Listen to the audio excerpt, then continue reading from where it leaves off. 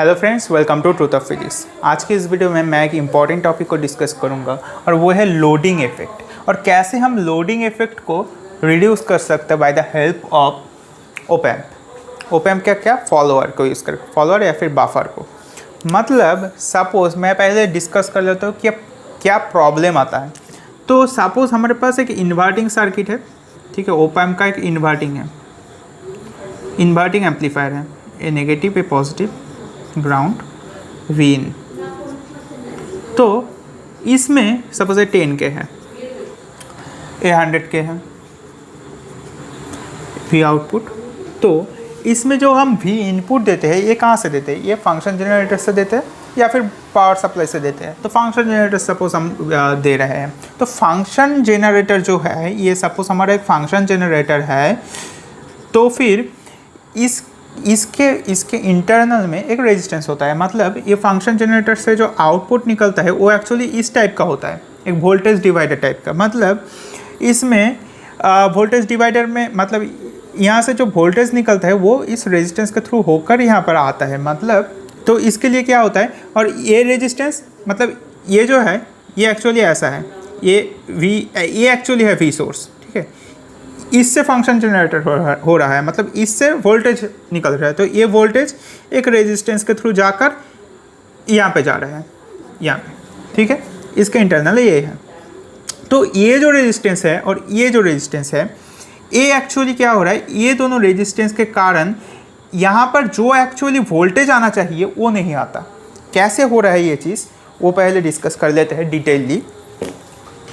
तो ये देखिए यहाँ पे इस वोल्टेज डिवाइडर सर्किट को अगर हम देखते हैं तो फिर यहाँ पर वोल्टेज क्या होना चाहिए, दिस इंटू दिस रेजिस्टेंस, मतलब VCC into 10K divided by the summation of this two, voltage divided formula के हिसाब से, यानी 20। मतलब क्या होता है, VCC/2 मतलब 7.5 आना चाहिए यहाँ पर। तो हमारा जो आना चाहिए वो 7.5 वोल्ट है। लेकिन अगर इस सर्किट में ही ऐसा हो जाए कि यहाँ पर पैरेलल में एक और रेजिस्टेंस है विथ सपोज यहाँ पर ओके और एक रेजिस्टेंस है, ये सपोज 10K की है। तो फिर क्या होगा, ये दोनों पैरेलल में आ गए। मतलब इसको हम इक्विवेलेंटली क्या लिख सकते हैं, इस टाइप का सर्किट बना सकते हैं। ये 15 वोल्ट है, इसको इक्विवेलेंटली इस टाइप का बना सकता है, जो कि ये क्या है पैरेलल, आर पैरेलल लिख सकते हैं। ये दोनों का पैरेलल क्या होगा 5 किलो ओम। तो 10 किलो ओम और 5 किलो ओम। अब यहाँ पर अब देखिए वी जो होगा यहाँ पर ये अलग होगा। ये क्या होगा 15 इंटू 5 डिवाइडेड बाई 15 मीन्स 5। मतलब ये यहाँ पर अब 5 आ रहा है, जो कि हमें नहीं आना चाहिए था। हम किस वोल्टेज को चाहते हैं, हम यहाँ पर चाहते हैं कि 7.5 आना चाहिए था।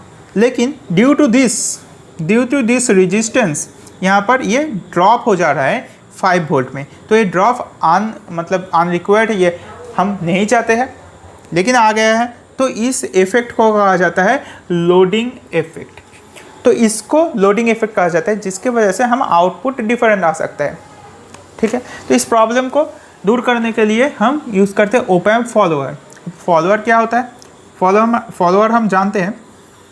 अच्छा, इसके पहले इसको हम रिड्यूस कैसे कर सकते हैं। एक तरीका है ऐसा कि ये 15 वोल्ट है, इसके अक्रॉस यहाँ, इसके साथ अगर हम एक बफर लगा देते हैं, ये क्या है ओपैम्प फॉलोअर या फिर बफर। तो इससे क्या होता है, अच्छा इसके बाद हम इस रेजिस्टेंस को लगा देते हैं। यहाँ पर ये रेजिस्टेंस है 10K, ठीक है। तो फिर क्या होगा, अब ये देखिए कि ये जो होगा इसका इक्विवेलेंट क्या होगा, क्योंकि हम जानते हैं ओपैम्प जो फॉलोअर होता है उसका जो इनपुट इम्पीडेंस है, ओपैम्प फॉलोअर के इनपुट इम्पीडेंस जो है वो बहुत ही हाई होता है, 10⁵ मेगा ओम इस टाइप का होता है। क्यों होता है इसका input impedance high op-amp follower का, ये मैं और एक वीडियो में डिस्कस कर दूंगा। आप अगर चाहते हैं तो आप नीचे कमेंट बॉक्स में कमेंट करिए, मैं अगले अलग से एक वीडियो बना दूंगा क्यों इतना हाई होता है इनपुट इम्पीडेंस, ठीक है। तो आप उससे किसी भी सर्किट का इम्पीडेंस को आप कैलकुलेट कर सकते हैं, ठीक है।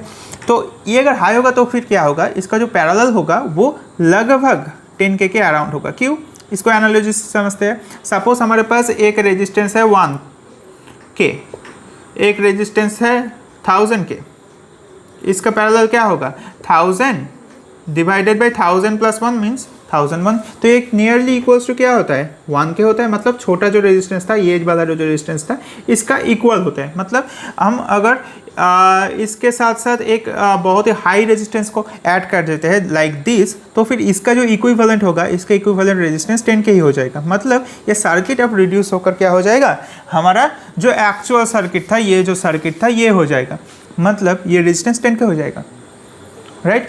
मतलब ये जो वोल्टेज होगा ये क्या हो जाएगा, अब 7.5 वोल्ट आ जाएगा यहाँ पे। मतलब अब इसके वजह से यहाँ पर जो वोल्टेज अपीयर होगा वो क्या हो जाएगा 7.5 वोल्ट हो जाएगा। तो 7.5 वोल्ट होने से क्या होता है 7.5 वोल्ट अगर हो जाएगा तो फिर यही फॉलो होगा ये द्वारा इन जो फॉलोअर है ओपन फॉलोअर द्वारा, क्योंकि ये ओपन फॉलोअर क्या है, ओपन फॉलोअर में हमारा नेगेटिव फीडबैक काम कर रहा है। नेगेटिव फीडबैक जब काम करेगा तब क्या होगा, हमारा ये वर्चुअल ग्राउंडिंग हम यहाँ यूज़ कर सकते हैं। नेगेटिव फीडबैक जब काम करेगा, और वर्चुअल ग्राउंडिंग क्या कहता है, ये वोल्टेज और ये वोल्टेज को हमेशा ओपन ऐसे काम करेगा कि ये दो वोल्टेज सेम रखने की कोशिश करेगा और सेम रखेगा। तो फिर ये जो 7.5 वोल्ट यहाँ पर अपीयर होगा that will appear also here and that will be followed by here. So here the voltage will appear 7.5 volt. So 7.5 volt will appear here, and that we actually require, right? We actually require this voltage here, but due to that loading effect for this resistance, this was appearing 5 volt, right? But this is now reduced because now the voltage is appearing here, not here.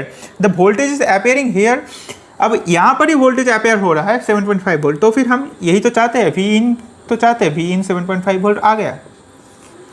तो इससे क्या होता है, हम loading effect को minimise कर सकते हैं। अच्छा, अब ये प्रॉब्लम ही बहुत ही क्रिटिकल हो जाएगा जब ये जो रेजिस्टेंस है ये अगर हम ऐसे लेते हैं कि ये रेजिस्टेंस सपोज 100 ओम है, तो फिर आप अगर कैलकुलेट करेंगे तो फिर ये वोल्टेज आपका बहुत ही मिनिमम आ जाएगा।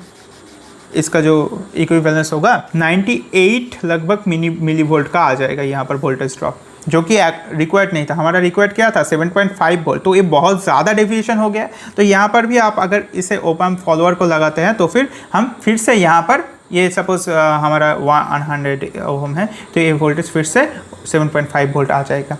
तो इससे हम रिड्यूस कर सकते हैं इस लोडिंग इफेक्ट को। तो फिर हमें क्या करना पड़ेगा, ये जो फॉलोअर है इस फॉलोअर को यहाँ पर बैठाना पड़ेगा। मतलब अब हमको यहाँ पे V in direct function generator से यहाँ पर ना यूज़ करके हमें इसके सामने एक ओपन फॉलोअर लगाना पड़ेगा। तो ओपन फॉलोअर लगा देते हैं, प्लस माइनस फीडबैक हो जा रहा है और इसमें वी इन आ रहा है। यहाँ पर हम फंक्शन जनरेटर, ये फंक्शन जनरेटर है, इससे हम फंक्शन जनरेटर से हमें यहाँ पर इनपुट दे रहे हैं, ठीक है। तो ये जो सर्किट होगा ये क्या करेगा, इसके वजह से यहाँ पे हम जो भी वी इन चाहते हैं जो यहाँ से देंगे, सपोज वी इन अमाउंट का हम वोल्टेज दे रहे हैं, तो ये वी इन डायरेक्टली यहाँ पर रिफ्लेक्ट हो जाएगा। यहाँ पर डायरेक्टली इस रेजिस्टेंस के सामने ये वी इन आ जाएगा जो कि हमारे रिक्वायर्ड है, और वी आउटपुट क्या आ जाएगा, ओप एम्प का इन्वर्टिंग इनपुट जो होता है -R2/R1 मतलब 10 वी इन हो जाएगा। तो हम रिक्वायर्ड आउटपुट पा सकेंगे। तो यही था आज के वीडियो में, कैसे हम लोडिंग इफेक्ट को रिड्यूस कर सकते हैं। तो इसलिए इस टाइप का जो सर्किट और भी तरह का सर्किट होता है उसके सामने आप देख सकेंगे कि हमेशा ये टाइप का जो ओप एम्प फॉलोअर है ये यूज़ होता है। तो ये क्यों यूज़ होता है वो आज की वीडियो में मैं डिस्कस कर लिया। तो आशा करते हुए वीडियो आपको बहुत हेल्पफुल होगा। तो आगे आने वाली वीडियोज़ के नोटिफिकेशंस के लिए चैनल को सब्सक्राइब करिए and take care of yourself. Thanks for watching.